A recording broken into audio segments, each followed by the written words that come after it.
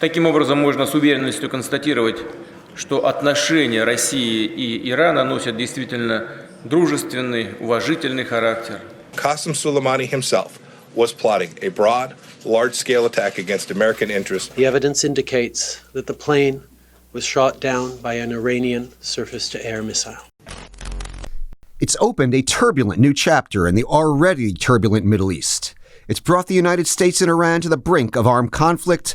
But last week's targeted killing of Iran Quds force leader Qasem Soleimani by the United States could also change the dynamic between Russia and the West, presenting the Kremlin with both risks and opportunities. What are those opportunities, and what are the risks, and what happens next?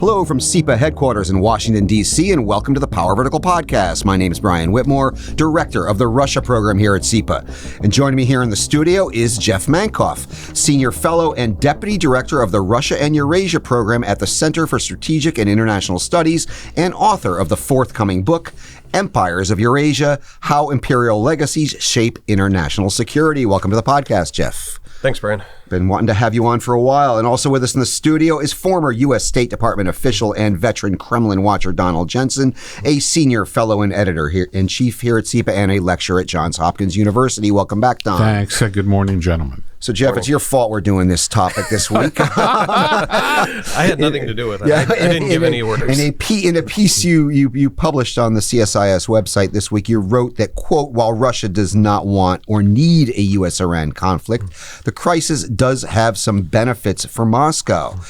For one, a distracted U.S. will pay less attention to Russian meddling Europe, and growing tension between Washington and Tehran could bolster Moscow's long-term objective of reducing U.S. influence in the Middle East. But at the same time, you also note the so-called whataboutism benefit, writing that as a country that likes to portray itself as a peer to the United States, Russia benefits from being able to point to a U.S. precedent, just as it pointed to the U.S. bombing of Yugoslavia to justify the invasion of Georgia in 2008. The Soleimani killing provides Moscow with a potentially useful precedent should it decide, for instance, to target a Ukrainian official in some dubious pretext in the future. Let's unpack these one at a time. So what do you usually? I identified three kind of benefits that you pointed out in your piece. Is that exhaustive, or anything you want to add, or anything you want to kind of unpack on any of those? Well, I doubt it's exhaustive, but I think that covers a lot of the potential implications as far as Russia's concerned. The U.S. always struggles to, as we like to say, walk and chew gum at the same time. So if the U.S. is going to be drawn back into the Middle East, and of course, back is a relative term because we've never really escaped from the Middle East, despite the interest of several administrations now in having a lower profile there, then there's less bandwidth to focus on other areas, other parts of the world. And of course, there is a security crisis that's still ongoing in eastern Ukraine. There are other issues with Russia elsewhere in the European security space. And so if we're spending all of our time and attention and Twitter outrage focused on what's going on in the Middle East, what's going on between the U.S. and Iran, we're not paying attention to all of those other things. And that distraction creates something of a vacuum. And, my view is if the Russians wanted to take advantage of the opportunity, they would have one to take advantage of. Well, it seems to me we're going to do one thing or the other, and either of them appear to give Russia opportunities. If we are distracted, we're getting more bogged down in the Middle East, and that gives Russia opportunities to meddle in Europe and elsewhere without the U.S. attention on him. If we are pushed out of the Middle East as a result of this, that opens up an opportunity for Russia to fill the vacuum in the Middle East. So it seems to me it's one of these or the other. I'm not really... Well, or there's a temporal aspect to it. I think it's certainly, and we're speculating here, of course, but I think it's certainly possible that in the short term, there's going to be more U.S. focus on this Iranian issue. Right. Now, of course, I wrote this piece before the Iranian counterstrike. Right. And when, we didn't know how proportional Iran's response to the assassination was going to be. And so certainly the possibility that there would be something that was escalatory and then the U.S. would try to counter-escalate. And then we get into a shooting war with Iran, and then, or something like that. At least a tit-for-tat kind of situation. Which you argue is not in Russia's interest. Probably not. Russia, again, I think in the long term, Russia would like to see a lower U.S. profile in the Middle East. And it certainly doesn't want further destabilization, especially in Iran. We talk about Iran as part of the Middle East, but if you look at the map, it borders on a lot of the former Soviet Union as well. And anything that destabilizes Iran, that sets off, refugee flows or anything like that, has direct security implications for Russia. For Russia, right. So I think in the longer term, Russia certainly wants to see a lower profile U.S. presence in the Middle East, and in a lot of ways, I think the fallout from the Soleimani strike is pushing in that direction. We've already seen the vote in the Iraqi parliament, which, even though it's non-binding, certainly raises the political pressure in Baghdad to do something about the U.S. presence. I think you're seeing a renewed discussion among the U.S. commentariat about, wait a minute, what are we doing in Iraq at this point anyway? Right. So if the longer term outcome of this strike is that the U.S.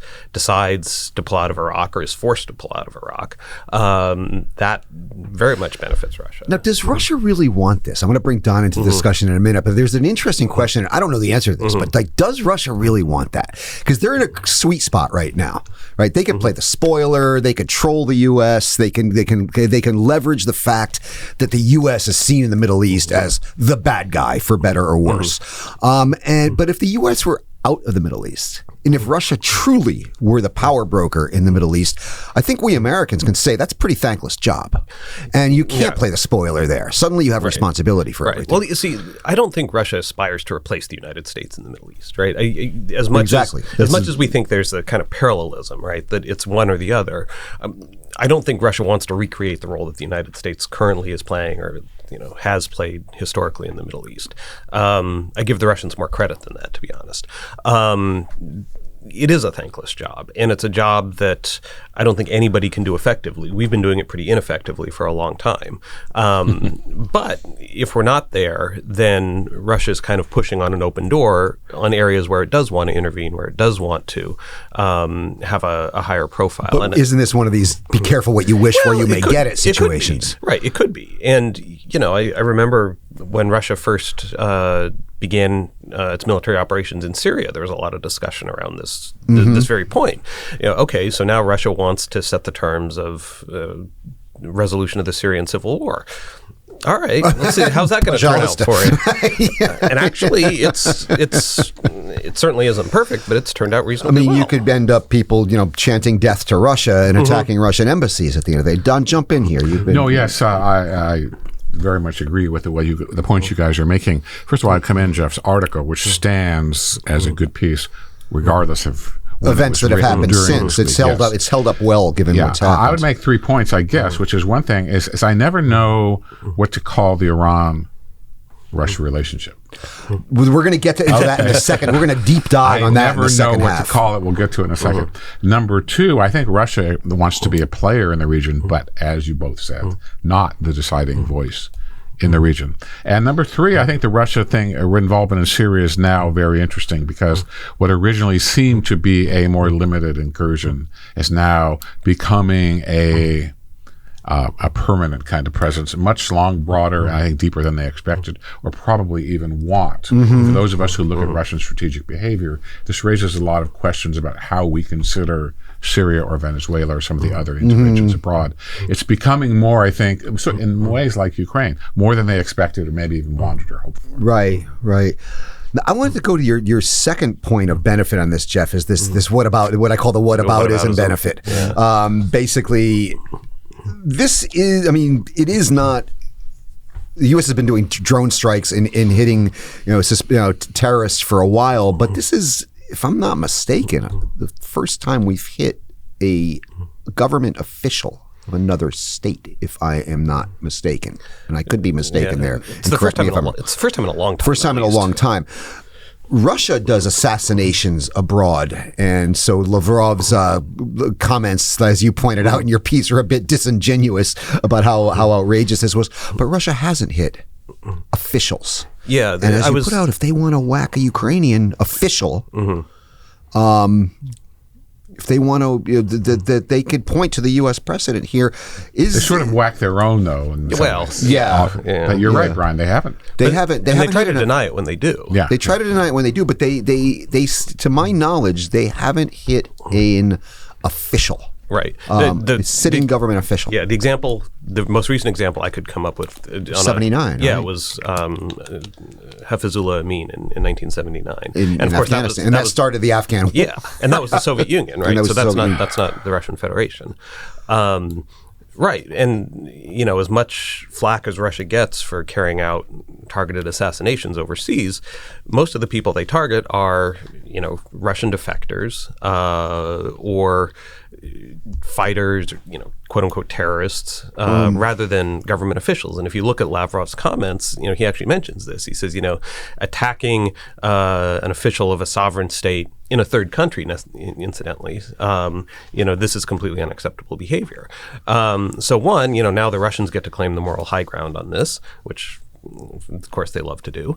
But beyond that, it does set a precedent, because if there's some time in the future where there's some obstreperous, I don't know, Ukrainian or Georgian or whomever, that the Russians decide that they want to do away with, they can say, well, look. The Americans did it. Yeah, we're a great power, just like the Americans. This is what great powers do. If America complains about this, tough. Don? Yes. Well, first of all, I think this is the one I worried about the most in this. I'm glad that Jeff said official and you said official, because this is not really an assassination. This is taking out a terrorist leader. And I think that the use of assassination has to be very carefully couched, number one. Number two... But this isn't official. This is, he's a general He's a general. He is an official, in the Iranian army. But it's not an assassination, really. It's a taking out of a terrorist leader. But that's a terminology I think that is important to keep in mind. Second, I agree with you on this whataboutism issue. I think the Russians would do it one way or the other, what they wanted to do, a Ukrainian or somebody else. And like with the bombing of Yugoslavia, which I think, Brian, you mentioned in your comments, it would be cited as precedent, but I'm not sure it's going to be an enabler of Russia doing this. They'll do it in one way or the other, I think, if they wanted to. Makes the it would be a post justification facto easier. Rationalization of doing it. It makes the justification a lot easier. All right, well, there are not just benefits here for Moscow. There's also risks in this brave new world we're entering. Jeff, you noted some of these. You note that further escalation between Washington and Tehran would force Moscow to make some difficult decisions given the potential for a conflict to have an impact on Russian interests. The biggest wild card is Syria, where Russia and Iran have maintained an uncomfortable partnership in support of Bashar al-Assad's government, which would likely be on the front lines. Let's unpack this part, the risks for Moscow. Right. Well, and this brings us back to, as Don was raising before, the nature of the Russian-Iranian relationship, which I think, to put it in relationship terms that maybe some of our younger listeners would understand, it's complicated. And it gets a Facebook status. Because in some ways, Russia and Iran have overlapping objectives. Certainly in Syria, that's the case. Both would like to see U.S. withdrawal to a greater or lesser degree from the broader Middle East. Both see the U.S. as a strategic rival. But Russia, I don't think, Russia has a lot of concerns about Iran. It's always been concerned about the Iranian nuclear program.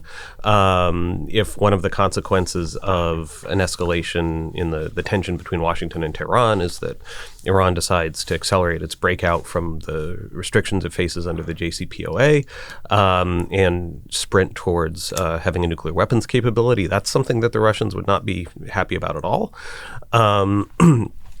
Again, if there's a conflict that creates, further regional destabilization, especially affecting Iran itself, that's not something that the Russians want.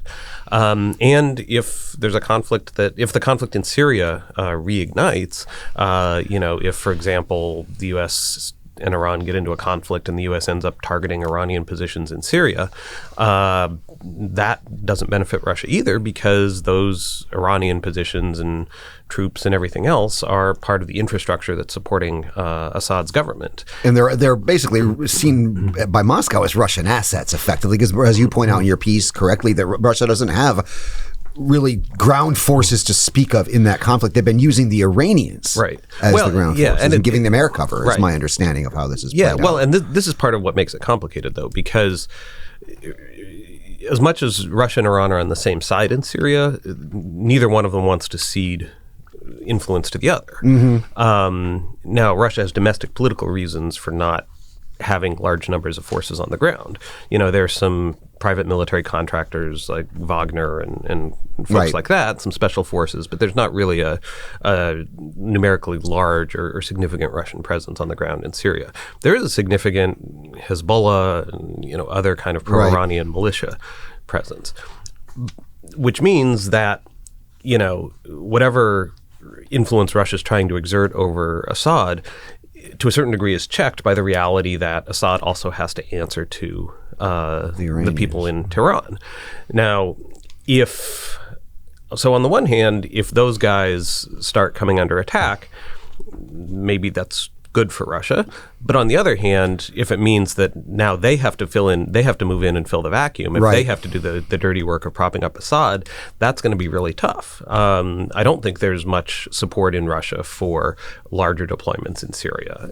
Syria occupies a very different place in sort of Russian thinking than Ukraine. Wagner and these private contractors are not just not big enough to fill that void, actually. Yeah, and they're mostly there doing advising and kind of low profile things. They're not a mass army. They're not they don't have heavy weaponry. They can't do some of the things that a regular army would do. Don, what do you? Yes, I agree. I like the word checked, Jeff.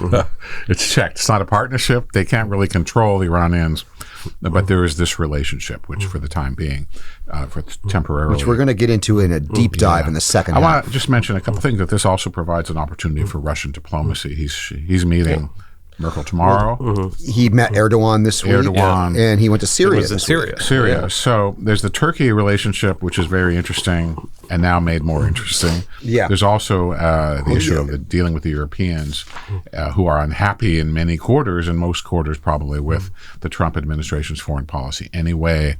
And this gets into the broader, for now I'll call it impulse we've talked about here on the program before, Brian, about Russia's apparent renewed interest in diplomatic initiatives toward Europe, and this all plays into that. One other thing that we're going to have before we move into the second half and kind of broaden the aperture here and look at this broader kind of strange, complicated Russian-Iranian relationship, I did want to note that the Ukrainian airliner, which was apparently shot down accidentally by Iran, and what may or may not have been a Russian missile. The circumstantial evidence seems to suggest it was a Russian missile. How do you see this playing into this whole thing? I'm not sure. I would think the likelihood of it being a Russian missile is relatively high. Because where else is Iran going to get surface-to-air missiles at this point? They're certainly not buying them from the United States. But it's. I think it depends how the Iranians handle the investigation. If they're the initial signs were not not great. They're not very encouraging. They were not going to give the black box to Boeing. Now they are, apparently. Somebody said bulldozing the remains, but that was just based on one press release. Right, and now yesterday they were making signs of inviting in even the U.S. to participate in the investigation. So I'm not an Iran expert, but my understanding of the Iranian government is that it's very factionalized, and that the coordination is very difficult. So one hand may say one thing, and it may not know what the other hand is doing. Which accounts for the But it'll be interesting to watch how Russia handles the push for an investigation into this issue. Right? if Iran continues to stonewall, which seems likely, are the Russians going to back them up? Are they going to kind of sit this one out and say, this To do what they didn't do with MH17. Yeah, Well, there were, but that was different because that was Russians, or at least that was people who allegedly were under Russian command. This one, it'll be interesting to see, and I think we'll have some indication of Russian intentions based on the degree to which they're supporting or sort of standing aside from Iranian efforts to sort of obfuscate. Yeah, I want to keep a close eye on what the Russian media is saying about this in the coming days. There were reports out there yesterday, Don, I sent this around, that Russia was putting out a MH17 style disinformation campaign claiming that it was actually the U.S. that shot down the plane. Now, I don't see that getting any traction in this environment. The MH17 environment, it was in the initial days. Yeah. It was a little easier to get that to muddy the waters a bit to the point where, God, like a year after MH17, I remember being based in Prague, I went on Czech TV on the anniversary, and the anchor asked me, "Do you think we'll ever know who did this? There's so many theories about this." And I was like, "Are you kidding me?" But now I don't see that happening here. I don't. So but I am going to kind of keep an eye on what the Russian media is saying about this. Bellingcat is on it too, and if that shouldn't shake up, may cause fear in Tehran. Yeah, no. Well, once Bellingcat weighs in, it's game over. Right, but it's also a question of which audience are we talking about here, right? When all of this happened, one of the things I immediately started thinking about was the USS Vincennes incident in 1988, where the U.S. did in fact shoot down an Iranian passenger plane, and so in some ways, I think certainly in Iran and maybe in the Middle East more broadly, public opinion is, I think, more inclined to accept a narrative like that. Again, I'm not a Middle East expert. It would be interesting to look at what's going on in the Russian Middle East news outlets to see where they're trying, because they're not going to convince people in Europe or the United States. What is RT Arabic or RT Persian? That would be an interesting thing to keep an eye on, and I want to take a closer look at that. Like I said yesterday, there were some reports out that Russia was starting a disinformation campaign against the United States, but their intentions on this are going to be made clear by whatever the disinformation campaign is. Don, anything to add there? Yeah, just two more points. One is which I want to emphasize that Iran has a long history of not declaring restricted flights or fly zones or danger zones when it conducts military hostilities going back 20 or 30 years. First of all, this is normal operating procedure, and I suppose we shouldn't be surprised when this kind of tragedy happens, and this includes maritime activity. Right. And second, I think one of the points that has been underemphasized this week has been that these are likely Russian-supplied weapons, with training, perhaps advising. In that sense, it is like MH17, whatever the on-the-ground facts might be, and I think we need to keep that in mind when we look at what happened. One thing we do have to bear in mind here is that patch of airspace was probably the most watched patch of airspace on planet Earth at that time, because this was hours after Iran had hit the Iraqi bases where U.S. forces are housed in Iraq, and that everybody was watching for whether there was going to be some kind of retaliatory strike. So there were a lot of eyeballs on this airspace, and it's going to be very hard to muddy or hide what actually went on in that airspace. Absolutely. Did they just not tell the civil aviation authorities? Did somebody forget? Was it a lone? Right. Well, I mean, it's and it's like the MH17 thing. Like, why did nobody decide that it was a bad idea to fly civilian aircraft over what was likely to be a combat zone, or in the Ukrainian case, an actual combat zone? Because you didn't really have an air war there at that time. That's your answer there, right? You didn't really have an air war. Everybody was flying over this. Where in Iranian airspace, it was like hours before this, the U.S. started to reroute. The U.S. basically forbid U.S. civil aviation to fly over the Persian Gulf or Iran. So there was there were those that were aware that this could be a problem.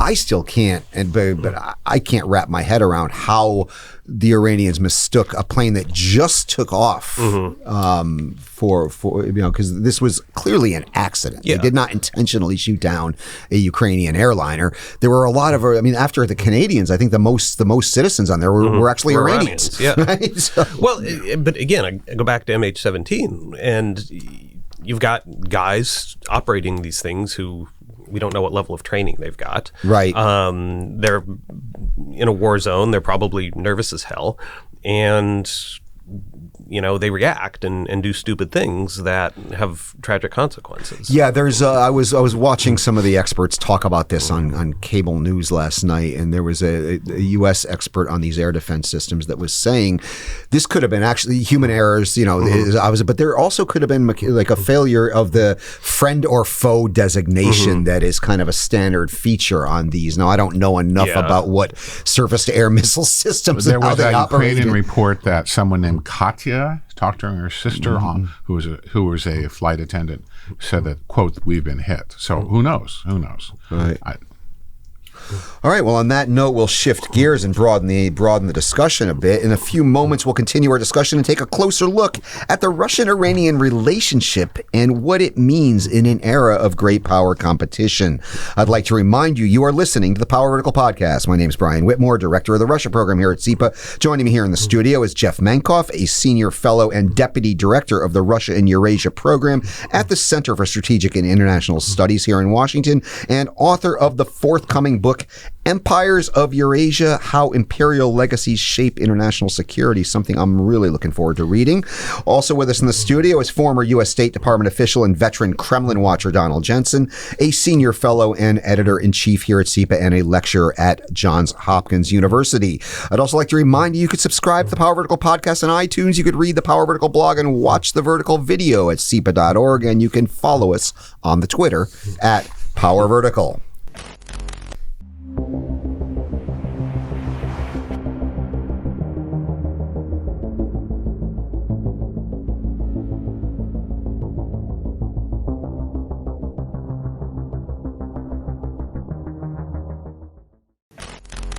The Russian-Iranian relationship is often simplified to be an anti-Western axis, but it's not as simple as that. In fact, Jeff, you argue that it's not even really an alliance. So how would you characterize this relationship, and where do you see it going? I have some thoughts on this, but I want to. Yeah. No, it's clearly not an alliance. I think the big difference in Russia views Iran as a more or less normal country, a sort of medium power that has its own logic, its own set of interests in the region that it has to deal with. So not all that differently from how Russia looks at a country like Turkey, for instance. The United States, ever since 1979, has had this kind of unhealthy fixation with Iran that, General Mattis once described Iran as more of a movement than a country. And I think that sort of encapsulates the way that the United States views the Islamic Republic of Iran. That it's this kind of millenarian, irrational force, malign force in world affairs.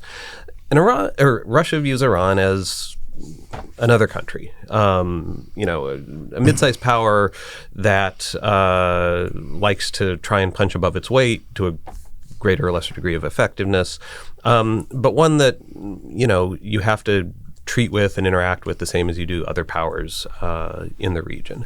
And Russia's been very effective at threading that needle in the Middle East, where it can work with Iran in Syria, but it can also work with the Israelis in Syria.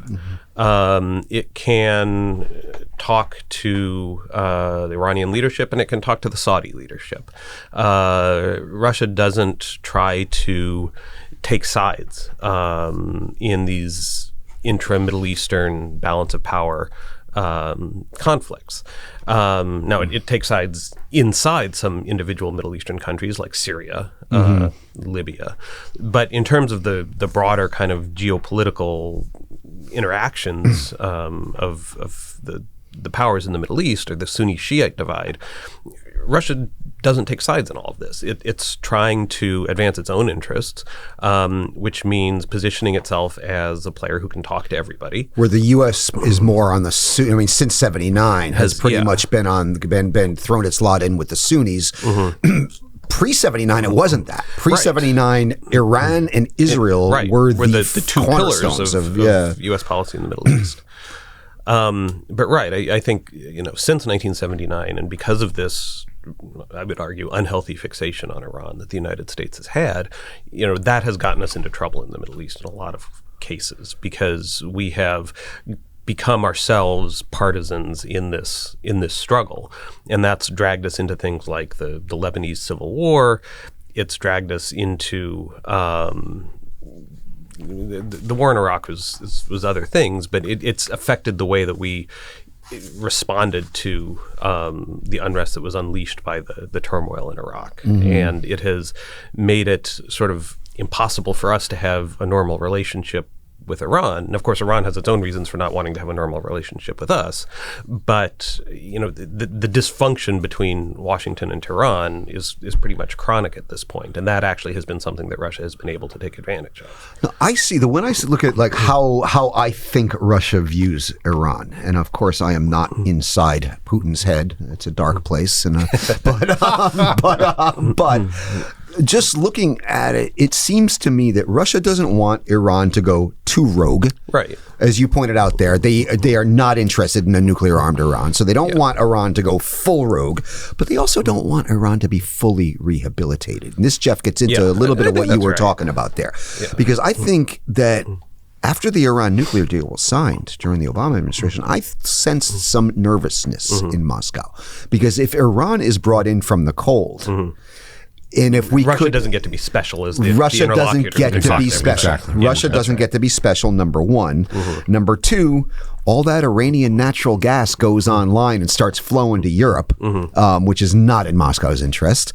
And suddenly we may be in a pre-'79 situation, or on the road to a pre-'79 situation, where Iran is again a pillar of U.S. Now that's looking way into the future and extrapolating a lot. Right. We're nowhere near that now. But Russia is not interested. They're interested in Iran being in this kind of fuzzy, gray area, not too rogue, but not rehabilitated, and that gives Russia a lot of openings. Would you agree with that? No, I think that's right. I think Russia benefits from being, again, I think Russia's goals in the Middle East more broadly center on trying to position itself as the key interlocutor, the key broker that holds the key to the balance of power. And part of the reason it can do that is because it is the go-between with Iran. The United States can't really talk to Iran. So if, Iran is going to be brought into any of these conversations, there's almost a requirement that you sort of have to go through Russia. Now, I think Russia sometimes overestimates its own leverage with the Iranians, as we've sort of seen in Syria. But, the very fact that Russia can talk to the Iranians at the same time it can talk to the Israelis and the Saudis and the UAE and Qatar and everybody else gives them an advantage in a lot of ways. And I think you're right that were that to go away, were Russia no longer in the position of being the valve through which... If Iran were brought in from the cold, that would change the game. If we could talk to the Iranians without having to talk to the Russians, then, why would we need the Russians? Right.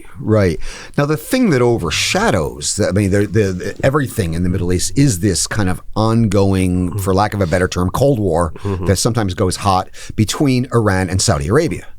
And again, here you're saying the Russians are seen as more of are trying to play the role of a broker there, where the U.S. has got is all in with the Saudis. Would that be a fair way to? Now, I'm not a Middle Easternist, but that's my layman's kind of look at how things are playing out. Yeah, I think that's certainly the case now. The Obama administration, I think, in the JCPOA was part of this, was pushing for a more balanced American role in the Middle East. Yeah, I think that's clearly what the Obama administration was trying to do. Obama at one point said, the Saudis and the Iranians have to learn how to share the Middle East. They have to learn how to live together because they're both in the region. He got a lot of criticism for that. I think where we are now is the U.S. much more lined up with the Saudis and the Israelis, who are both, very anti-Iranian, but are anti each other as well. Well, that's, again, I'm not the person to have the Middle East conversation with, but that relationship also seems to be changing in interesting ways. But, again, we've sort of become partisan in that sense in the Middle Eastern context. And, if we're on one side, then, the Russians can come in and say, well, we can act as a bridge between Washington and Tehran, or between Tehran and Riyadh, in a way that nobody else can. You seem to be, and I don't necessarily, in fact, I don't think I disagree with it at all. You seem to agree that if Iran were brought in from the cold to a degree, this would work in U.S. interests and against Russian interests in the region. In an ideal world, I think it would. Now, that's really hard because of our domestic politics, because of Iran's domestic politics, and because, I think the Obama administration did. I think that's where they were trying to go. That's where they were trying to go. And I think that, with the JCPOA, they went about as far as they could. But that ran into big opposition from the Israelis, from the Saudis, and from and domestically here in the U.S. That's right. And, one of the reasons I originally decided to study Russia rather than the Middle East was because the domestic politics in the United States surrounding everything to do with the Middle East are so poisonous. I didn't want to wade into that. Right. And I think that, that was true. Well, I'm not going to say how many years ago, but enough years ago. And it's still true today. The kind of mudslinging and just the viciousness of the internal American conversations around the Middle East make it a very unpleasant topic to work on. Don, jump in. You've been quiet. Just a couple of points, one of which may alienate many friends and colleagues. I always grimace when I hear the phrase era of great power competition, because I think it needs a footnote that it's not this, because that to me implies a more static international system than is really the case. And relatedly, I think of Iran as, I think Brzezinski said it this week, part of Russia's axis of resistance to U.S. And sees it that way. But that really makes the same point that both of you gentlemen are making, which is that it sees it a certain way, which is not an ally, not a partner, but something else. Yeah, but useful. Useful. Yeah, useful. Yes. One thing I did want to get into, because Jeff, you do have a book coming out in a year's time. Yeah, well, I was going to say, don't hold your breath. I am. But that is looking at, and I think this is a fascinating way to conceptualize this, and it fits into this era of great power competition, if you will, but how imperial legacies define kind of foreign policy behavior. And the four empires you're discussing, three are very, very relevant right now. You're looking at Russia, Turkey, Iran, and China. Three of these empires are in play in this situation, the Russian, Turkish, and Iranian. Now, without giving away your entire book, because we want to have some suspense here, how has the research you've done on this informed how you're looking at this situation as it's playing out? Because we haven't talked about Turkey yet, actually. Right. Well, so what I think these four countries have in common as post-empires, there's a lot of things that they have in common, but one of them is sort of a sense of their own historical greatness that has somehow been attenuated in the 20th century by imperial collapse. And often, in a lot of ways, by the West. The international system as it emerged after the Second World War was largely Western designed, or at least, the one in Western Europe that then sort of became global at the end of the Cold War. And it's based on nation states, it's based on hard borders, it's based on the sovereign equality of states. All states are equal, some are more equal than others. And that all is very anti-imperial. But what leaders like Vladimir Putin and Recep Tayyip Erdogan and Xi Jinping in China have sort of hit on is this idea that empire is really the historical norm for their countries. And that in some ways the system that was created after the collapse of empires is illegitimate, or it doesn't serve their interests. And so there's this effort to kind of reconnect with the imperial past. And so that means a lot of different things, but one of the things that it means is trying to transcend the nation-state borders that were imposed when the empires collapsed. So one of the things I talk about in the book is the persistence of the near-abroad syndrome. Russianists are very familiar with this term because it's originally a Russian term, but it means peripheries over which these countries claim as a certain kind of proprietary interest. And, in the Russian case, there's all the former Soviet states, but, Turkey and Iran and to some degree China Syria have their own near-abroads. And what we're seeing right now is a resurgence of efforts to stamp Iranian, Turkish, Chinese interests on these where would near-abroads. Iran's near abroad be? Because I'm Azerbaijan, maybe? Or? Well, so Azerbaijan is interesting because yes and no. Iraq, first and foremost, but Western Afghanistan as well, and to a lesser degree, I just spilled coffee on Brian's script. No, actually, thankfully it was an empty coffee. Yeah, It was a timely spill. and Azerbaijan and the Caucasus is more interesting and a little more speculative.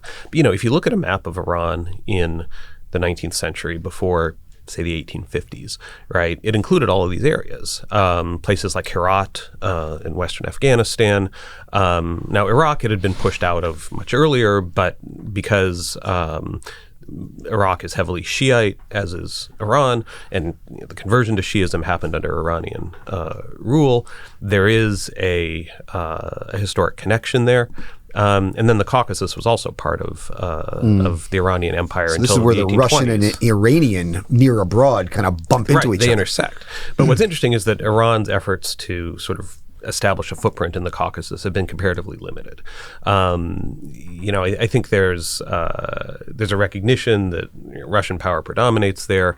There's also, with Azerbaijan, there's concern because Iran has a lot of Azeris, actually has a lot more Azeris than Azerbaijan does. And there's concern about irredentism. There's concern that, kind of the secular post-Soviet culture in the Republic of Azerbaijan could be attractive to ethnic Azeris in Iran. So there's been a pretty cautious relationship there. Now, Iran, it does have a good relationship with Armenia, which doesn't have a good relationship with most of its other neighbors. So the fact that it can trade through Iran and trade with Iran is very important. But Iraq is the other place where there's a lot of Iranian interest. And we've sort of seen this, right? Like, what was Qasem Soleimani doing in Iraq when he got assassinated, right? Like, he was interacting with groups that are under a greater or lesser degree of Iranian control. I think Iran views Iraq as part of its near abroad, kind of the same way that Russia views the South Caucasus as part of its near abroad. And there's a sectarian element to this, which has become more important since the Islamic Revolution, but it goes deeper than that. There are these historic ties.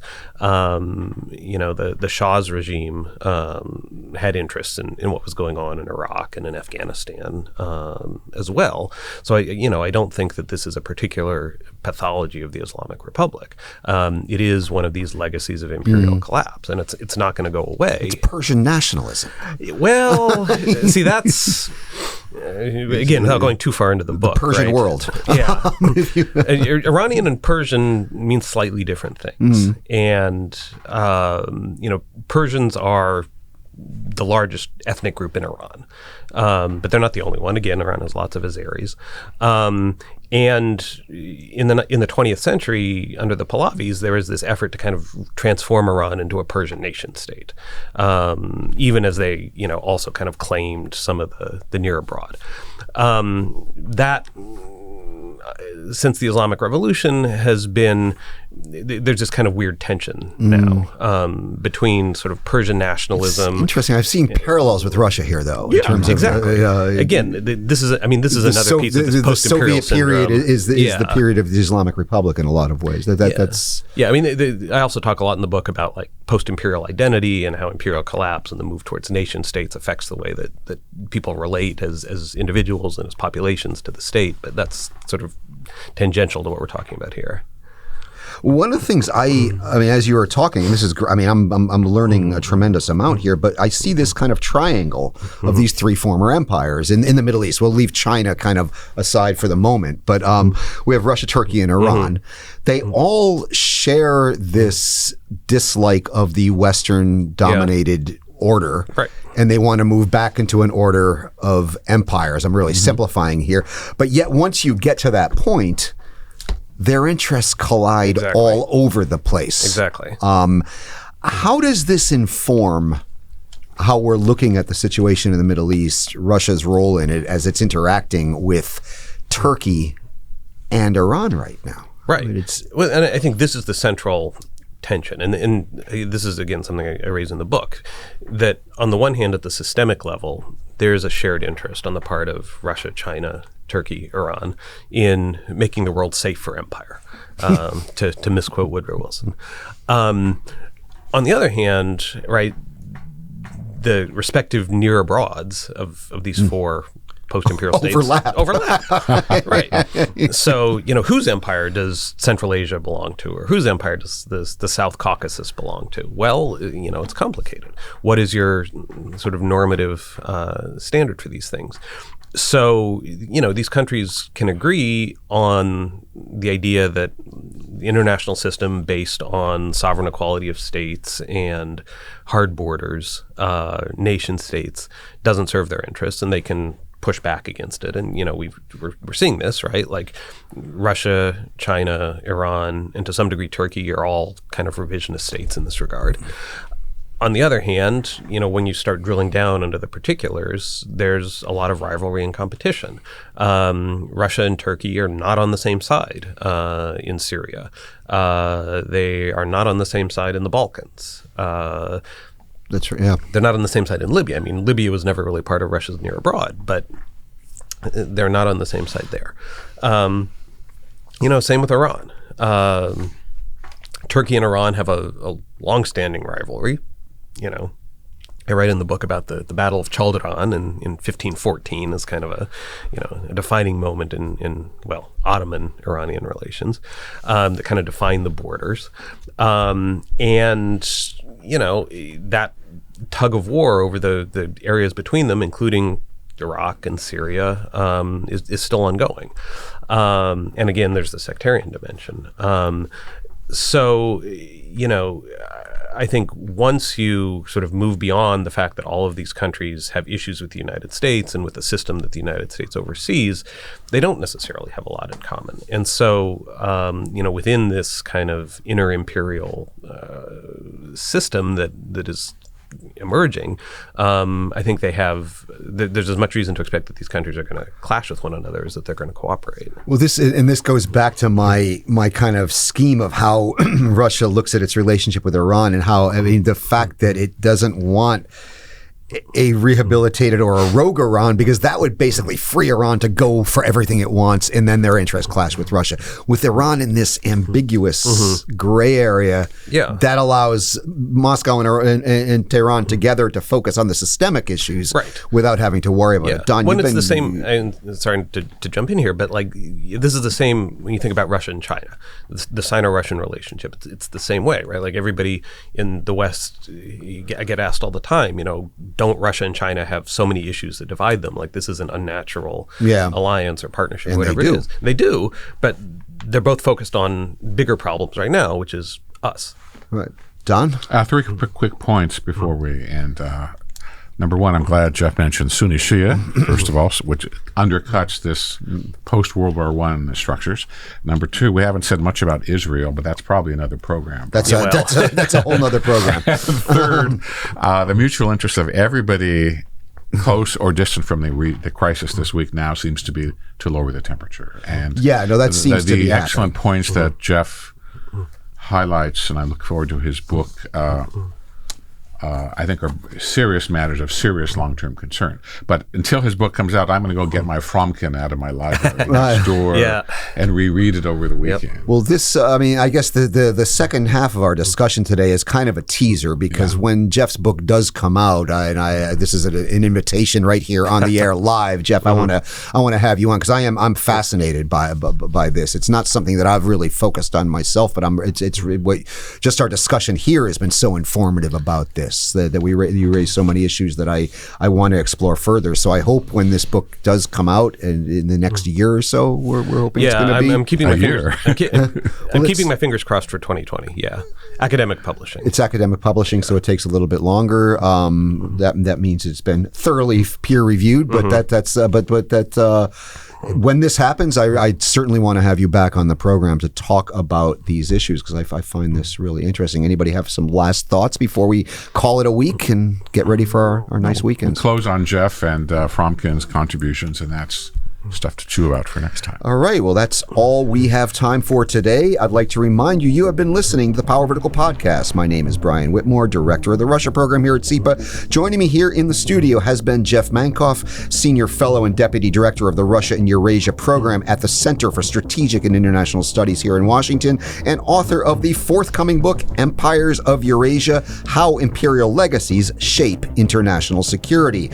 Also with us in the studio has been former U.S. State Department official and veteran Kremlin watcher Donald Jensen, a senior fellow and editor-in-chief here at CEPA and a lecturer at Johns Hopkins University. Thank you both for an enlightening discussion. Yeah, thanks for having me. I'd also like to thank our producer, Mikhail Hermata, for keeping the lights on and all the complicated machines well-oiled and in working order throughout our discussion. I'd also like to remind you can subscribe to the Power Vertical Podcast on iTunes. You could read the Power Vertical blog and watch the Vertical video at CEPA.org, and you can follow us on the Twitter at Power Vertical. Join us again next week, and now, as always, I leave you with something other than the ambient sounds of my favorite socially conscious Russian rapper, Noise MC.